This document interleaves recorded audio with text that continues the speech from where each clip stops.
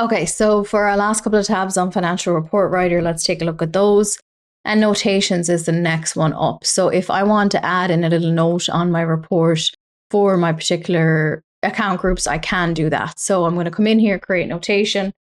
I'm just going to call it note 1. And beside revenue, I'm going to say seasonal fluctuation.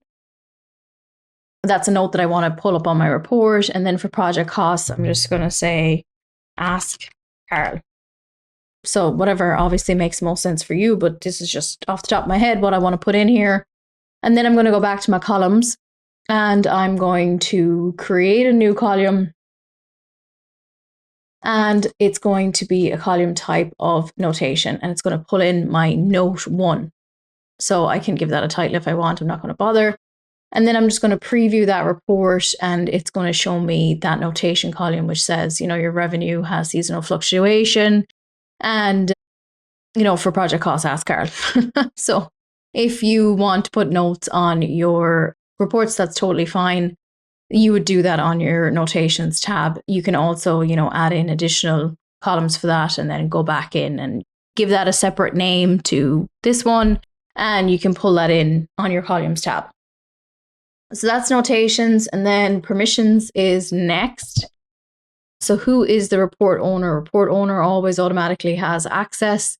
And then on the access list, we have group everyone. So if I go to duplicate my tab and I click into General Ledger Setup Configuration, there is a little checkbox in here that says for financial reports, set default permissions to public.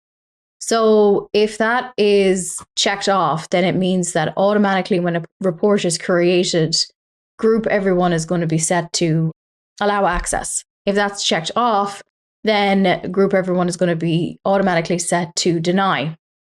And the only person that would have access to the report then is the report owner, and then they would give access to individual users or groups after that point. So that's a setting in your General Ledger configuration that you can decide how you want to proceed with that. Obviously, a person has to have permission to view financial reports in the first place. So that would be part of their role. But this report already existed and it had access list of group everyone. As the report owner, I can always see it. So you can say, a specific user. So let's say I wanted to add Dennis to this report, and then for everyone, I'm going to remove them and they're going to automatically move to the exclusion list. So if it looks like this, then it's just going to be myself and Dennis that can view the report.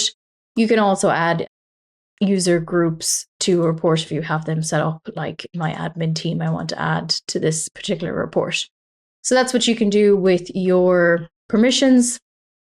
And then next steps is the last tab. And in my next steps, I can also make the report inactive, which you can do in the first tab also. So either or, and then add it to your favorites in the report center if that's something that you want to do.